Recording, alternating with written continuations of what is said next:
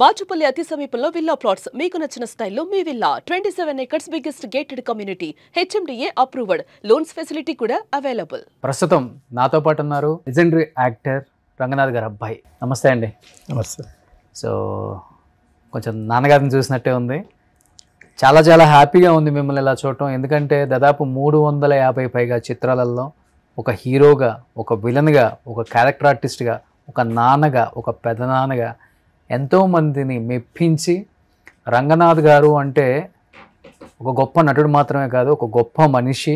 చాలామందికి helping nature చేసే ఒక మంచి అలవాటు కూడా ఉంది ఆయనకి. అలాంటి గొప్ప వ్యక్తి కడుపున పుట్టిన మీరు నిజంగా చాలా చాలా అదృష్టవంతులండి. నాగేంద్ర కుమార్ గారు, రంగనాథ్ గారు ఈ జనరేషన్ ఎక్కువ గుర్తుపెట్టుకోవాలనుకుంటే నిజం సినిమాలో మహేష్ బాబు గారు నాన్నగా చేస్తారనమాట. ఎంత గొప్ప నటులు. చిరంజీవి గారితో ఎన్ని సినిమాలు అండి కాంబినేషన్, వాళ్ళిద్దరివి పోటాపోటీగా ఉండేవి. అసలుకి ఇది అదేం లేకుండా అన్ని పాత్రలు చేసేసారు ఆయన. తర్వాత సీరియల్స్లోకి వచ్చేసారు. అక్కడ కూడా తొందైన మార్క్ జనంలో గట్టిగా స్టాంప్ వేసేసుకున్నారు రంగనాథ్ గారు. ఏం చెప్తారు నాన్నగారి ఆ లెగసీ అండ్ ఆయన సినిమాలు, ఆయన బాల్యం, ఆయన కుటుంబ నేపథ్యం చాలామందికి తెలియదు. 10 years అయింది ఆయన చనిపోయి, కానీ ఆయన ఇప్పటికి మాకు గుర్తున్నారు అంటే కేవలం ఆయన సినిమాలు. అవును, బట్ ఆయన బ్యాక్గ్రౌండ్ ఏంటో మాకు తెలియదు. ప్లీజ్ ఒకసారి మీరు. Sure. Thanks Roshan garu first పిలిచినందుకు. I think it's almost 1 year. అవును, అట్లీస్ట్ కొంచెం తెలియాలి కాబట్టి నేను ఇంత ఇంట్రో చెప్పాల్సి వచ్చింది. Correct. So first of all ఆయన కడుపులో పుట్టడం అనేది ఒక మహాభాగ్యం. ఏ జన్మలో చేసుకున్న పుణ్యమో అది. ఆయన బాల్యం, ఆయన he is the first son. 4-5 brothers ఉన్నారు. సో అందులో లాస్ట్ ఒక సిస్టర్. ఆయన ఫస్ట్ పుట్టిన మనిషి. సో ఫస్ట్ పుట్టిన బిడ్డగా వాళ్ళ అమ్మ నాన్నకి ఇంకెవరు లేరు, ఫస్ట్ పిల్లలు ఎవరైనా ఉంటే చాలు, నేను పెళ్లి చేసి పంపించేసాను, నాకు నీ పుట్టిన మొదటి కొడుకు నాకు ఇవ్వు, నేను పెంచుకుంటాను, నువ్వు ఎంతమందిని కావాలంటే కనుక్కో అనేసరికి తనేంటి, మా తాతగారు అంటే మా నాన్నకి తాత మందస మహారాజ్ అని ఉండేవారు. వారి దగ్గర పర్సనల్ డాక్టర్గా ఉండేవారు. ఓకే. సో అక్కడ ఉండేసరికి మా నాన్నని పెంచుకున్నారు వాళ్ళు. సమ్మర్ హాలిడేస్లో వాళ్ళ అమ్మా నాన్న వచ్చి చూసి వెళ్ళేవారు వాళ్ళ అమ్మింట్లో. ఓకే. అలాగ పెరిగేసరికి ఆయన చిన్నప్పటి నుండి ఎలా అనిపించిందంటే ఒక యాటిట్యూడ్, నేను రాజుల వంశం దగ్గర బ్రతికే మనిషిని, మా తాత ఒక గొప్ప doctor, personal doctor for a king అని మైండ్ సెట్లో చిన్నప్పటి నుండి పెరిగారు. వాళ్ళ నాన్నగారు వచ్చి రైల్వేస్లో గార్డ్, వాళ్ళమ్మ హోమ్ మేకరే. సో వాళ్ళందరూ బ్రదర్స్, ఒక సిస్టరు, వాళ్ళ అమ్మ నాన్న చూడ్డానికి వచ్చేవారు సంవత్సరానికి ఒకసారి. అలాగా ఉండేది వాళ్ళ రిలేషన్షిప్.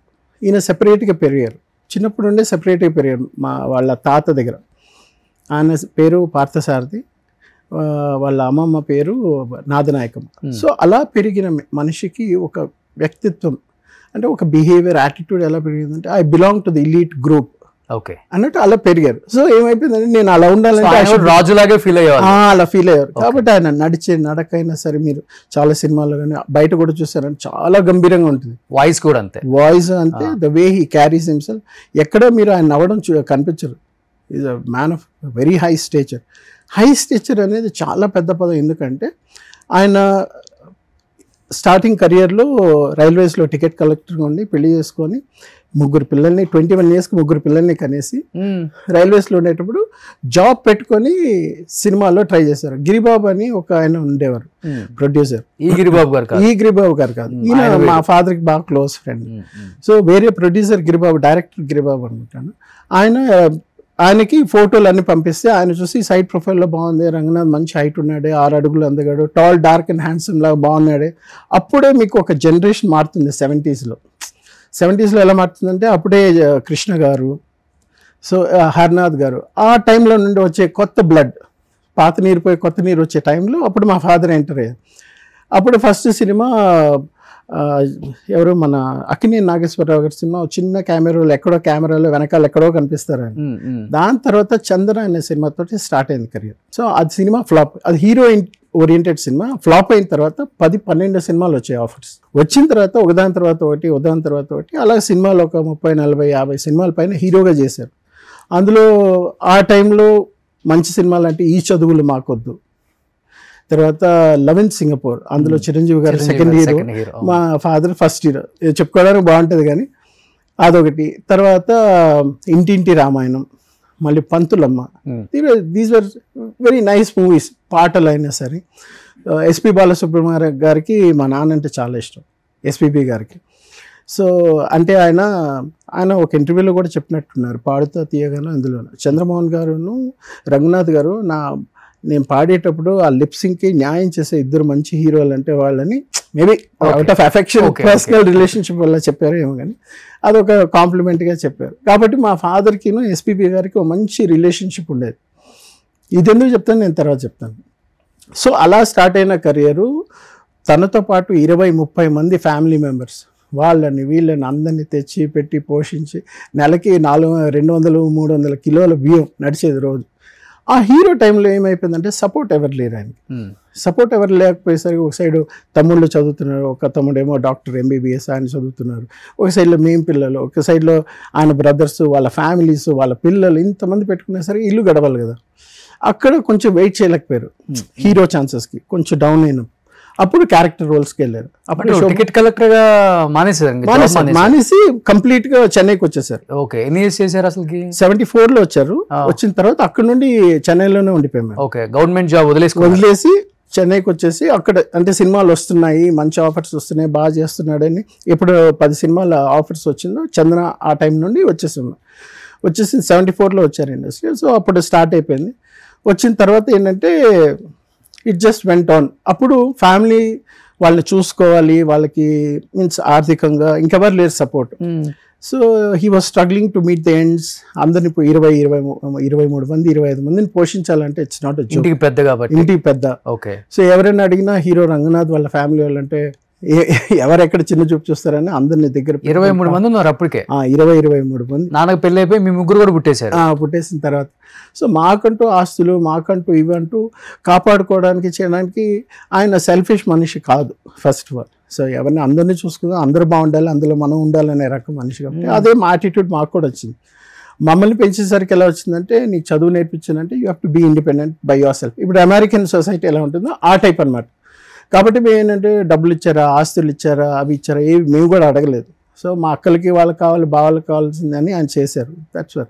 నేను కొడుకుగా నేనేమైనా చేయాలి కానీ మా నాన్న దగ్గర నుండి తీసుకోకూడదని మా నాన్న దగ్గర వచ్చిన ఆ బ్లడ్ ఇండిపెండెంట్గా లేదురా, నేను 10 ఎకరాలు 2010లో 10 ఎకరాలు నేను కొనిస్తాను రా, ఇక్కడ తీసుకో ఫామ్ హౌస్. నాకు కుక్కలు అంటే చాలా ఇష్టం. సో కుక్కల్ని పెంచుకోవాలి, మంచి ఫారెన్ నుండి కుక్కలు పెట్టుకోవాలి అంటే బ్రీడింగ్ లా చేసుకో, నీకు ఇష్టం. నేను క్రికెటర్ని యాక్చువల్లీ చెప్తాను. సో ఫస్ట్ మా ఫాదర్ది ఏంటంటే అలా స్టార్ట్ అయింది. హీరో నుండి it moved on to character roles, villain రోల్స్లో ఫస్ట్ ఛాన్స్ ఇచ్చింది కృష్ణంరాజు గారు. ఓకే. సో రంగాని 2-3 పిలుస్తారు మా ఫాదర్, అందరూ రంగాని పిలవరు. ఒకటి మన కృష్ణంరాజు గారు, లేదు రంగనాథ్ గారు అని పిలుస్తారు. ఓకే. నాగేశ్వరరావు గారు, ఎన్టీ రామారావు గారు అంతా రంగనాథ్ గారు అని పిలుస్తారు. శరత్ బాబు గారు, తర్వాత ఈయన కృష్ణరాజు గారు, రంగా రారా, అది అంత క్లోజ్గా ఉంటారు. Very few people. సో అలా కెరియర్ స్టార్ట్ అయినప్పుడు శోభన్ బాబు గారు ఒకసారి హీరో నుండి పడిపోయిన తర్వాత ఆయన ఇచ్చిన సజెషన్ ఏంటంటే, రంగనాథ్ మీకు మంచి ఛాన్స్ చెప్తాను, ఎస్వి రంగారావు గారు ఎలా అయితే క్యారెక్టర్ రోల్స్ చేశారో అలా క్యారెక్టర్ రోల్స్కి ఇక్కడ చాలా అరుదుగా ఉన్నారు. So I think you should look at that option, villain లేకపోతే క్యారెక్టర్ రోల్స్ ఇవన్నీ అన్నారు. అంటే ఓకే ట్రై చేద్దామని అప్పుడు విలన్ రోల్లో మనకి ఈయన రెబల్ స్టార్ ఇచ్చారు ఆపర్చునిటీ. అది ఇచ్చిన తర్వాత మెల్లిమెల్లిగా గువ్వల జంట అనుకుంటా ఆ సినిమా పేరు.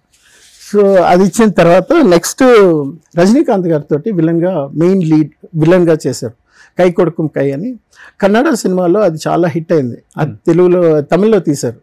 ఆ రేవతి హీరోను, అందులో మా ఫాదర్ రేవతిని రేప్ చేసేస్తారు. లాస్ట్ ఆయన ఒక పంచాయతీ లీడరు. సో ఆయన్ని లాస్ట్లో కొట్టి అప్పుడు మేము కలిసాం, రజనీకాంత్ గారిని కలిసి. సో అలాగే ఆయన లైఫ్ జర్నీ అలా వస్తూ మా మదర్, నాకు కరెక్ట్గా డిగ్రీ అయిపోయింది, నేను అప్పుడు క్రికెట్ ఆడుతున్నాను.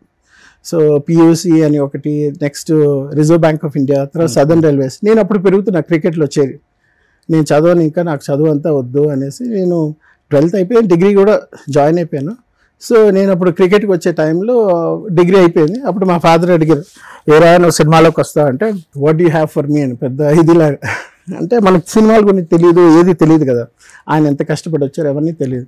పెరగడమే హీరో కొడుకుగా పెరిగాం కాబట్టి కార్లు అవి ఇవన్నీ. సుమన్ టీవీలో మీ పర్సనల్ అండ్ బిజినెస్ ప్రమోషన్స్ కోసం కింది నెంబర్కి కాంటాక్ట్ చేయండి.